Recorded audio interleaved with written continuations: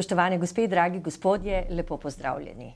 Ja, dobra hrana je zelo bistvena, ampak ne dobra samo kot dobra za naše brbončice in za okus, ampak predvsem dobra v pomenu kakovosti. In ker je današnja hrana, saj vsi vemo, vrabci že čivkajo, osiromašena. Zato ne dobimo vseh hranil. Po drugi strani pa spet, hvala Bogu, čeprav je tržišče zasičeno z vse mogočimi prehranskimi dodatki, je kdaj pa kdaj vendarle pametno seči po njih. No in o tem, kako nam lahko koristijo alge, predvsem pa, kaj je resnica o algah, se bom pogovarjala z gostjo v studiu, to je Manca Lemut, vodja strokovnega dela v podjetju Karso. Dobro večer. Pozdravljeni. Poglejte, omenila sem pravzaprav osiromašeno hrano. O tem se z vami ne bi pogovarjala, ker že res vrabci čivkajo. Po drugi strani prehranskih dodatkov je ogromno. In ravno tu pa je vendarle potrebna neka previdnost. In alge so tista, če lahko rečem tako, neka dodatna hrana ali pa hranilo, ki nam pravzaprav lahko olajša življenje oziroma zaradi tega smo boljšega zdravja. Po drugi strani pa alge, morda v Sloveniji so nekaj novega. Jaz se spomnim, da sem prvič slišala zanje pred kakšnimi 25 leti, namreč za alge kot hrano, ne alge tiste, ki jih poznamo drugače. In potem človek malo pogleda, malo pobrska, malo pogugla, pa pravzaprav vidiš, da alge niso nekaj novega. Da je to pravzaprav hrana, po kateri je človeštvo že od nekdaj segalo. Kako bi vi pravzaprav rekli, kaj so alge? Alge kot hrana, alge kot recimo prehranski dodatek, oziroma alge kot neka nuja morda za naše zdravje? Ja, alge definitivno predstavljajo prvinsko hrano, ne? Nekako že tele slike oziroma slikovne poslikave po raznih jamah kažejo na to, da so že Azteki pred 30 tisoč leti uporabljali alge kot svojo hrano. Tudi Inki na vse zadnje so alge dodajali na vsakodnevne jedilnike.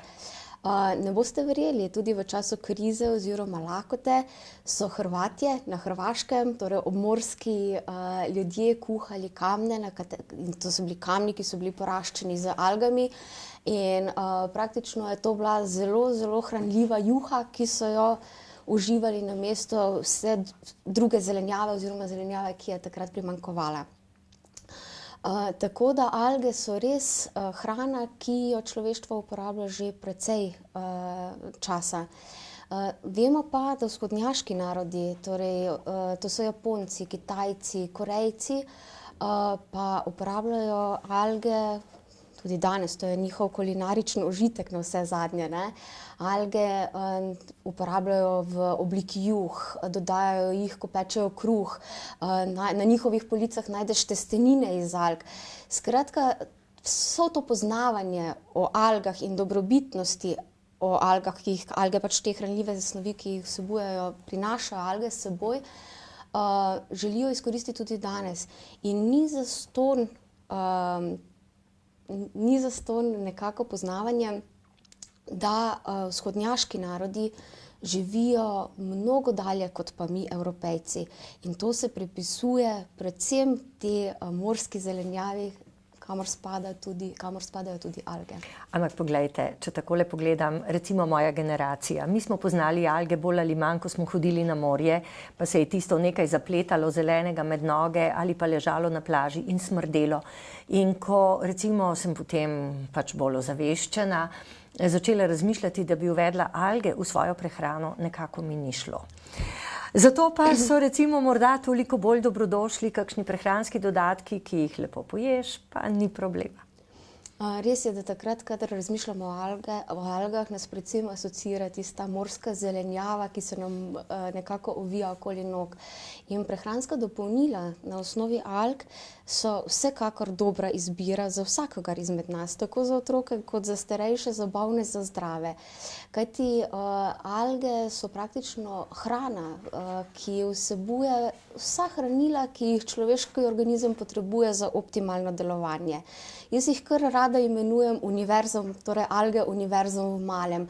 Torej, če bi pojedli zadostno količino teh alg, bi lahko to bila skorajda vir vseh hranil za človeštvo bi lahko prinašale Praktično alge. edina hrana. Lahko bi bila edina hrana oziroma nosi vsa hranila, ki jih človeški organizem potrebuje. Je pa res, da bi tega mogli pojesti več kot nekaj tabletk na dan. Ja, seveda. In že ste omenili, da naša hrana je v resnici vedno siromašnejša. Nažalost prinaša tudi vedno več, torej vsebuje vedno več toksinov, raznih konzervansov, barvil, sladkorjev in vse to praktično bremeni naš organizem in organizem hrepeni potem, da bi dobilo neka naravna, zdrava hranila in vsekakor alge to lahko prinese oziroma so zelo, zelo dobro dopolnilo k vsakodnevni prehrani. Ampak poglejte, zdaj na tržišču teh alg kolikor hočeš. Različnih barv, zelene, modro-zelene, rjave, rdeče, ne vem kakšne vse še so. Različne vrste, različna imena. Kako naj se pravzaprav nekdo znajde, da bo segel po tistem, kar je dejansko vredno, kar ni morda samo nek komercialni trik, ker je alga modna? Alge smo ugotovili, da vsekakor niso modne, so nekako prvinska hrana in pa osnovno, rečemo kar precej pomembno hranilo vzhodnjaških narodov. Evropa oziroma Evropejci se vedno bolj zavedamo, da so pomemben vir hranil, zato jih prinašamo tudi k nam, v resnici v obliki prehranskih dopolnil in ravno zaradi tega se tudi vedno več teh prehranskih dopolnil pojavlja na našem trgu in seveda s tem tudi zmeda in marketinška zavajanja. Zdaj omenili ste, mogoče bi malo tukaj povedala, da obstajajo različne barve teh alg oziroma vsaj po barvah jih poimenujemo. Omenili ste rdeče, rjave, modro-zelene in pa zelene alge. Zdaj nekako alge ločimo na te skupine glede na morfološke oziroma na morfološke lastnosti kažejo na to, kakšne oblike je alga, dočim biokemijske lastnosti pa so tiste, ki kažejo, kakšna barvila vsebuje alga. To je ena izmed biokemijskih lastnosti alg. In ta delitev prav iz te specifikacije. Zdaj nekako najmanjša skupina izmed teh alg so rjave alge, torej vsebuje tam cirka 1800 vrst različnih rjavih alg. In sicer so rjave alge nekako zelo prisotne v prehrambeni industriji, uporabljajo se kot emulgatorji, potem razna želirna sredstva, uporablja jih tudi kozmetična industrija, ker se alge dodajajo v zobne paste, kremce. Potem druga, najmanjša ali največja skupina so rdeče alge, teh je približno 6000 predstavnic. Rdeče alge, na primer, so tudi močno zastopane v prehrambeni industriji, ne govorim kot hrana, ampak bolj kot te dodatki k hrani, torej ponovno kot želirna sredstva, kot emulgatorji, nekako dajo tudi veziva v sami hrani. Potem pa imamo tukaj največjo skupino alg, to so pa zelene alge, te so pa tudi največkrat zastopane prav kot hrana na krožnikih vzhodnjaških narodov, o tem, kar sva govorili. In zelene alge so tudi edine, oziroma edine izmed teh spadajo k višjim algam in so zato tudi najbolj cenjene. In glavna predstavnica teh zelenih alg je Chlorella perennidosa, ki tudi spada, oziroma jo imenujejo kraljica med klorelami. Potem pa imamo še četrto skupino, modro-zelene alge. Tukaj so še dileme med strokovnjaki, ali te alge spadajo k bakterijam, cianobakterijam, ali so to že alge, ampak drugače pa to praktično so modro-zelene cepljivke oziroma bakterije. Taksonomsko tele alge niso to čiste prave alge, tako kot jih poznamo oziroma tako kot sem prej omenila, zelene in ostale. Poglejte, pravzaprav tega zavajanja, pa take alge, pa drugačne, pa te za to, te za drugo. To so mogoče tudi dejansko ta želja po hitrem zaslužku. In po drugi strani vemo, da je Evropa pravzaprav posegla vmes in da se je uvedla neka posebna zakonodaja, ki določene trditve dejansko prepoveduje. Kaj bi lahko rekli o tem? Najlažje je povedati, kaj se na trgu dogaja tako, Nekako sem prav gledala, kaj oglašujejo proizvajalci oziroma kaj se na trgu dogaja. Ugotovila sem, da še vedno se obljublja, ne vem, če boste jedli alge, boste manj obremenjeni. Če boste jedli alge, lahko pozdravite raka. Če boste jedli alge, lahko razstrupite organizem.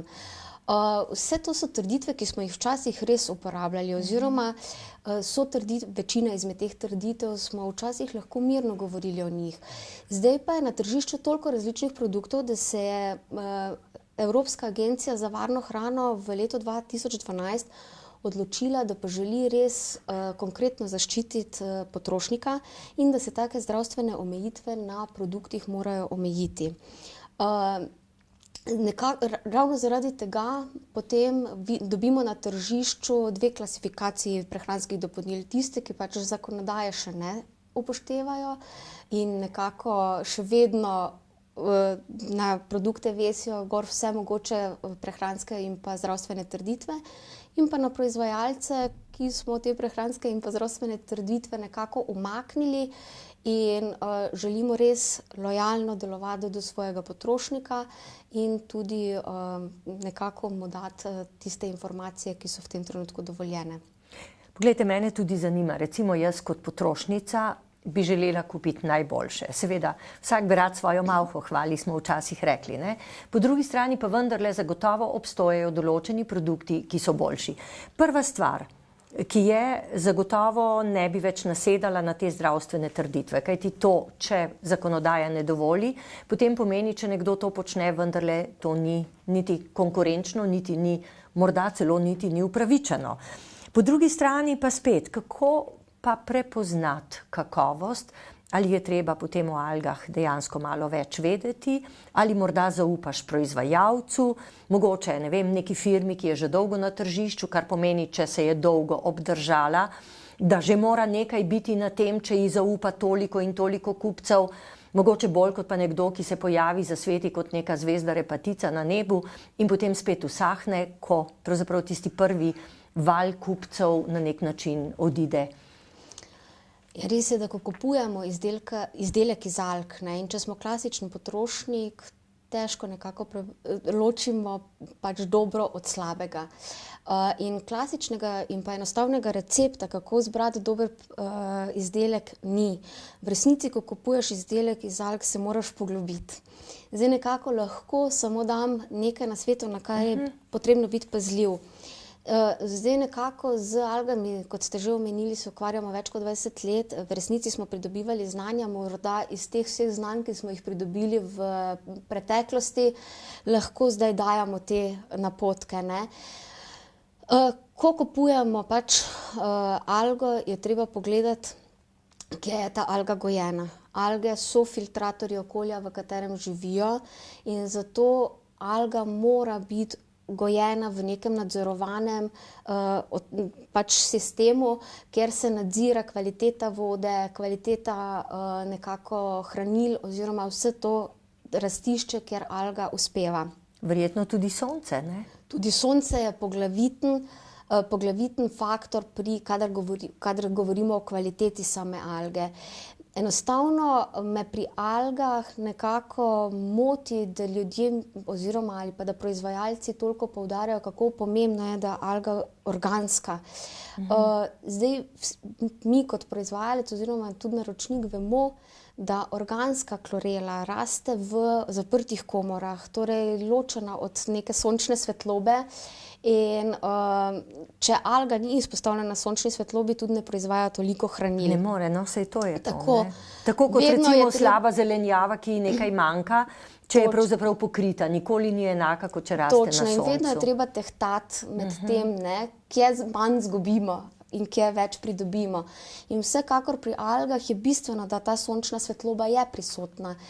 Potem pri algah je tudi zelo pomembno, kako sploh pri kloreli, ne, ki ima, in dobro je vedeti, da ima klorela neprebavljivo celično steno. Torej za nas kot uporabnika, ne, oziroma konzumera, alga ni uporabna, če celična stena ni obdelana. Aha, pomeni, da jo izločimo, ne predelano. Torej, alge sploh ne moremo hranljive snovi izkoristiti, če celična stena ni obdelana.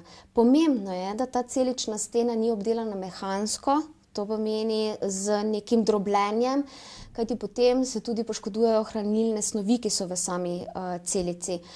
Najboljši postopki, s katerimi obdelamo celično steno, je pod povišanim pritiskom, torej celice izpostavijo hitro visokemu in potem znižanemu pritisku, tako se pretrgajo vezi v sami celični steni. Na nek način razpade, ne?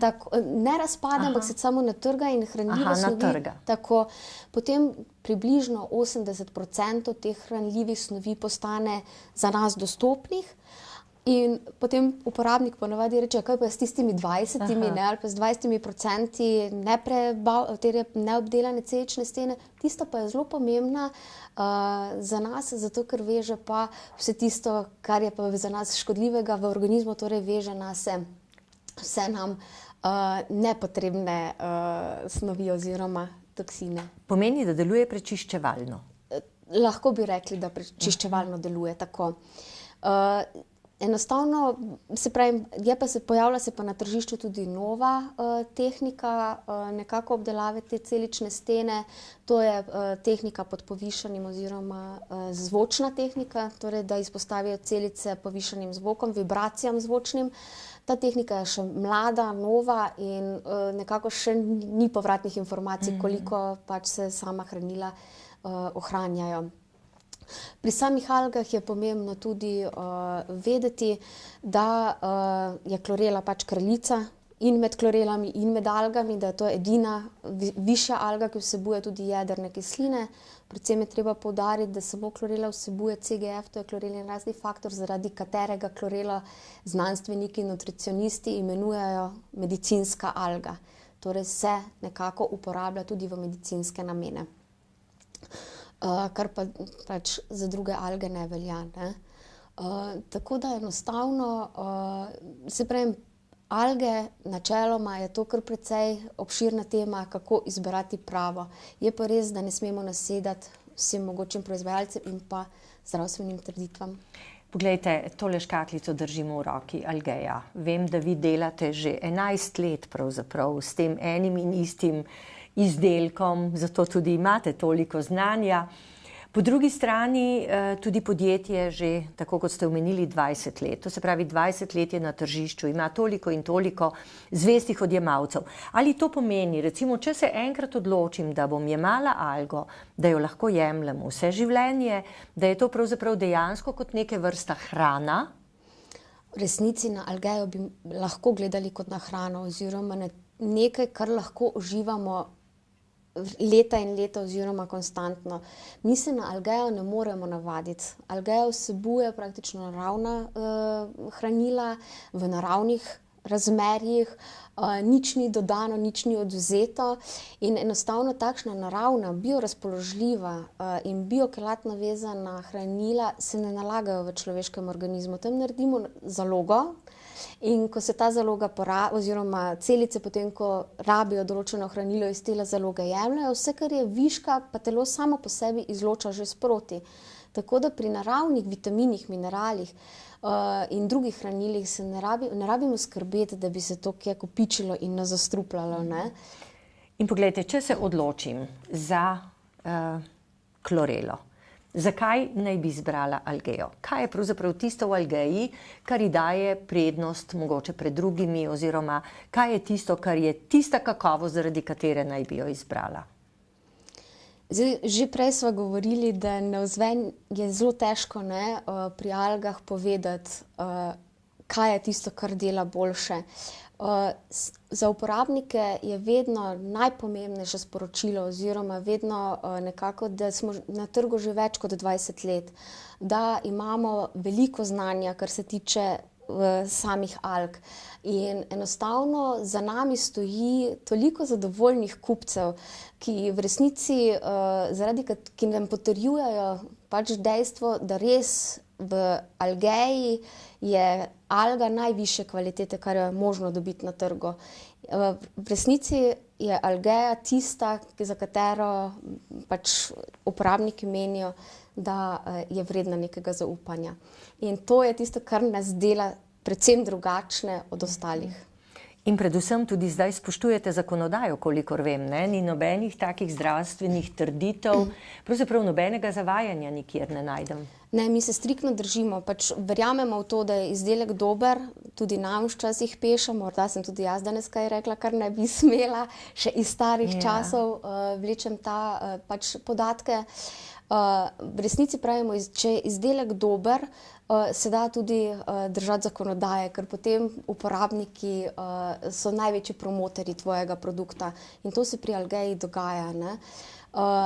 Zdaj nekako ne želimo zavajati, želimo biti res lojalni do svojih kupcev, želimo biti lojalni do svojih uporabnikov in enostavno gremo s tem naprej, čeprav nas potem po telefonu kličejo tisti, ki jemljejo Algeo že več kot 20 let, kaj se je spremenil izdelek, naenkrat Algea ni več namenjena vsemu tistemu, kar ste pisali včasih. Sporočam, da ne pišemo zato, ker upoštevamo novo zakonodajo. Vendarle tu, to, kar počnete, naj bi bilo potem takem izobraževanje, kaj ne? Tako, delamo ogromno na tem, da še vedno pridobivamo znanja, da še vedno damo konkretne odgovore takrat, ko nas uporabnik pokliče in enostavno znanje je naše vodilo in pa vsekakor kvaliteta. Vedno stavimo na to, da pač dajemo na trg najbolj kvalitetno algo, ki jo je v tem trenutku možno dobiti. Poglejte, zdaj me zanimajo čisto konkretni podatki o tej kvaliteti, o kateri govoriva. To so v bistvu te male algice, enocelične. Govorili ste že, da prihajajo, od kod prihajajo? Naša alga prihaja s Tajvana in tudi pač alge, ki prihajajo s Tajvana, veljajo za najčistejše in pa tudi seveda najdražje, oziroma surovina, ki prihaja s Tajvana, je najdražja. Je pa res, da pa je fino to pa vidite, sem prej pozabila, da pač tiste alge, ki prihajajo iz drugih tretjih držav, ne, oziroma kitajska alga velja za najbolj onesnaženo algo. Zaradi okolja, ne? Tako. Zdaj enostavno naša je tajvanska, Kako jih pa gojijo? Zdaj govoriva o Algei. Zdaj govoriva o Algei, tako. Algo gojijo v odprtih bazenih, kjer je alga izpostavljena sončni svetlobi. Potem in pa seveda tudi ta voda, v kateri alga uspeva, ima vedno enak nivo hranil, tudi pH vrednosti so konstantne, tudi temperatura vode je konstantna, tako da potem v končnem produktu ni odstopanj v teh hranilih. Torej zagotavljamo, da v vsaki škatlici Algeje oziroma v vsaki tableti je potem tudi enako kvalitetna vrhunska alga. Nekako potem tele celice iz zunanjih bazenov oziroma to algo požanjajo, temu se reče žetev. Alge pogledajo pod mikroskopom, tako da praktično ločijo tiste slabšo kvaliteto alg, ločijo od boljše kvalitete in posušijo, obdelajo celično steno. Vsekakor so to postopki, ki ohranijo hranila o katerih ste prej govorili, to se pravi najboljši možni? Tako, najboljši možni pač postopki obdelave same alge in potem jo stisnejo v tableto. In tableta Algeje ne vsebuje nobenih polnil, veziv, konzervansov, skratka v tabletki dobite samo 100% algo. In odgovor morda za tiste, ki sprašujejo, zakaj jih moram pojesti 9 na dan. Zato, ker 9 tablet Algeje pomeni pol čajne žlice prahu. In to je nekaj minimalna količina, da naš organizem za to dnevno dozo dobi zadostno količino hranil, ki jih potrebuje za dodatno seveda ob hrani, polnovredni hrani, za nek optimalno delovanje. Poglejte, čeprav razumem, tu tudi ne more priti do nekih alergij. Ker ste rekli, da ni v tableti ničesar drugega, ne? Ker določeni ljudje so potem občutljivi recimo na vse sorte stvari, ne? Obstaja procent ljudi, to je cirka 0,5% ljudi, ki ima alergijo na vse alge. Torej na algo kot... Na substanco, ne? Tako. Čeprav na primer pri kloreli, ki ne vsebuje na primer določenih oziroma joda v visokih količinah, ne, kar je na primer posebnost rjavih alg, ni potrebnih nekih posebnih opozoril. ker na vse zadnje je malo, se pravi, malo kdo kaže kako alergijo samo na algo, drugih surovin oziroma učinkovin pa noter ne. To se pravi, če takole povzameva, klorela najboljša med algami. Zdaj ne bom rekla algea najboljša, najbrž to ne smem, pa vendarle to, kar ste povedali, glede na postopek, glede na to, kje jo žanjejo, kje jo pridobivajo, ne nazadnje tudi na dolgoletne izkušnje bi rekla, da pravzaprav seči po algeji je modra odločitev. Se strinjam z vami. Bomo rekli zelena odločitev. Tako. Hvala lepa. Hvala tudi vam.